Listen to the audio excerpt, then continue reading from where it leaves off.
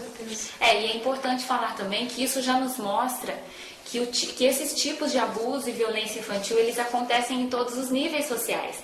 Muitas vezes, ingenuamente, as pessoas acreditam que é algo que só incide na faixa na população mais pobre, né? Sim. De faixa etária muito nova, muito jovem, e não. Esse é um problema que acontece em todas as classes sociais e com todas as idades, né? Os agressores, eles estão desde os primos, os parentes próximos jovens, como os tios, os pais, os avós, o pai e a mãe, que são adultos, né? Os idosos, os avós. Então, toda a faixa etária, todo tipo de classe social, esse problema acontece, infelizmente.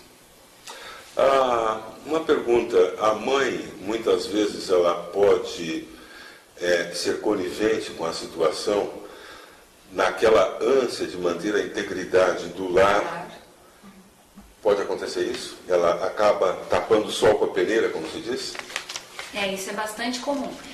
As estatísticas dizem, é até interessante a gente citar para que todos Sim. possam se prevenir. O maior agressor da criança é o próprio pai. Mais de 90%. Mais de 90% está dentro de Sim. casa. Depois o padrasto, depois os tios, depois as mães, depois os avós, depois os primos, depois os estranhos de fora do lar. Então, quando a gente chega a ver um agressor que não tem nada a ver com a criança, é a fatia menor, porque aqueles que mais agridem são os da própria família, né? Infelizmente isso acontece. E, ironicamente, por ser o índice tão alto, a maior prova é que são os mais acobertados, né? É o que é menos divulgado, o que é menos denunciado. Por isso se tem os telefones 0800, as formas anônimas de denúncia, e que mesmo assim, por agressão do agressor ao terceiro que está assistindo aquela agressão, pode se concretizar e pode se estabilizar aquele quadro. Ninguém fala porque vai apanhar, ninguém fala porque vai ser coagido de novo. Então, quando não é o prêmio, é a violência. Quando não é o brinde, é a ameaça.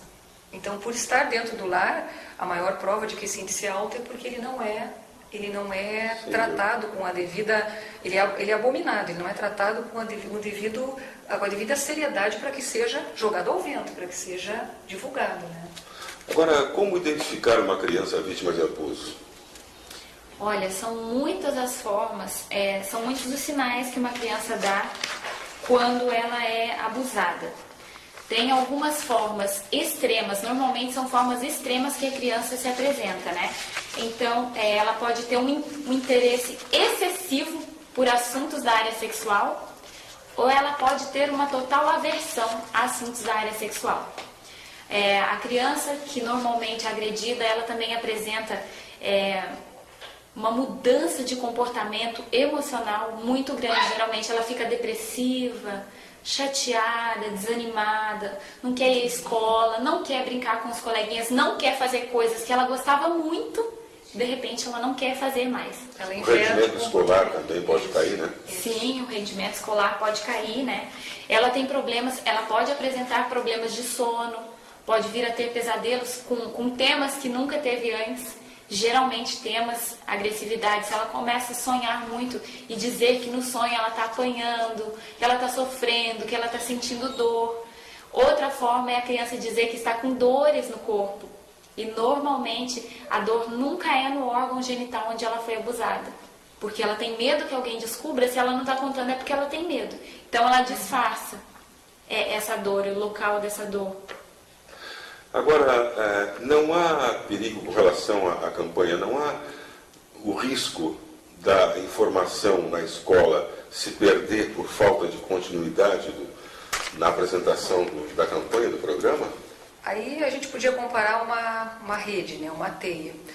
No caso da nossa campanha específica, uma vez ao ano, no mês de agosto, ela é levada ao público e à comunidade. Neste ano foi no dia 25 de agosto. Então sempre é uma campanha que é mundial. Aqui no Brasil ela acontece sempre em meados de agosto ou final de agosto. Então, a partir dessa divulgação que se faz para a comunidade, se visitam escolas. Na prática, é assim que funciona. As escolas que nós já visitamos até agora, só para divulgar, Escola Estadual Dr. José Brusque Filho, Escola Estadual Dom Joaquim Ferreira de Mello, Escola Estadual São Vicente de Paula. Então, aqui lá no início desta teia, a gente conseguiu atingir 528 alunos, 3 diretoras, 3 orientadoras e 17 professoras. Temos as meninas que fazem o trabalho de campo, né, que vão, sempre nós dividimos a equipe e procuramos envolver várias pessoas. E quando nós levamos, nós também aprendemos, né? Nós aprendemos com as atitudes e a forma que levamos esse projeto é de forma direta e simples e na linguagem da criança. Os panfletos são entregues, né? As cartilhas com os desenhos lúdicos e infantis são entregues, as crianças têm identificação com a linguagem da campanha. Bom, então fizemos essa parte. Daqui a pouquinho estamos indo para outras escolas e a todas as escolas que desejarem o projeto.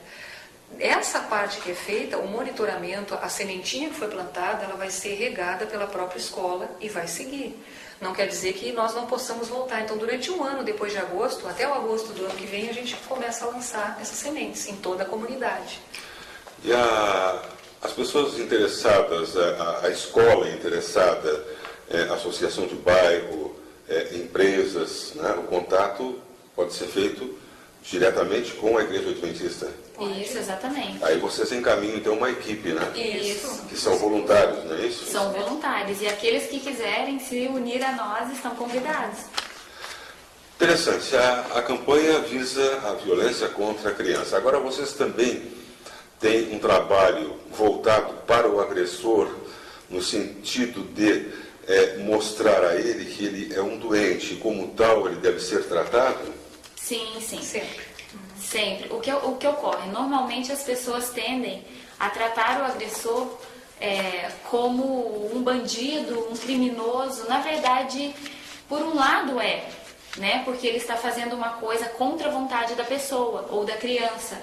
Mas muitas vezes ele é também uma pessoa que já foi agredida anteriormente, que já tem uma baixa autoestima concretizada e ele acha que aquilo que ele está fazendo fizeram com ele, né? E talvez ele não perceba o grande mal que ele está fazendo. Então nós orientamos também, muitas vezes, quando nós damos palestra, nós descobrimos que entre os ouvintes haviam pessoas que eram agressores e eles vêm nos procurar. Porque muitas vezes é uma pessoa que já foi tão longe que acha que não dá para voltar mais. E dá para voltar, tem tratamento. O que a gente orienta é que sejam separados o agredido e o agressor. Eles não podem continuar tendo contato. E não podemos expô-los a situações de tentação, onde eles vão se sentir tentados a fazer novamente. Sim. Mas aquele que é o agressor, que tem consciência de que ele quer parar, ele tem vontade de parar, mas ele já está habituado, porque isso acontece. Assim como existem vários vícios, né? Sejam eles de alimentos, de costumes, de hábitos, né? Também existe esse vício, essa prática, e ele pode se libertar disso. Nós também damos apoio e encaminhamos as pessoas que podem ajudá-lo. Isso, por quê? Porque não se faz nada sozinho. Aí entra o papel dos parceiros da comunidade, né?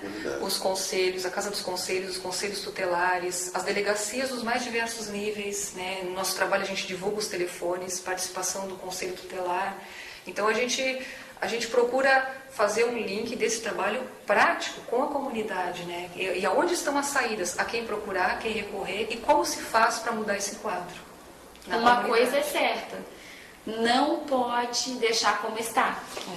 Tem que ser denunciado, tem que ser tratado. Se você não quer prejudicar o agressor porque entende que é uma pessoa boa, que pode ser recuperada, de alguma forma essa atitude, né, esse problema ele tem que ser tratado.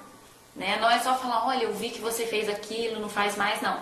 Tem que ser encaminhado a pessoas profissionais. Essa criança precisa ser trabalhada, restaurada, recuperada a sua autoestima, né? Curar as suas feridas nos mais abrangentes aspectos.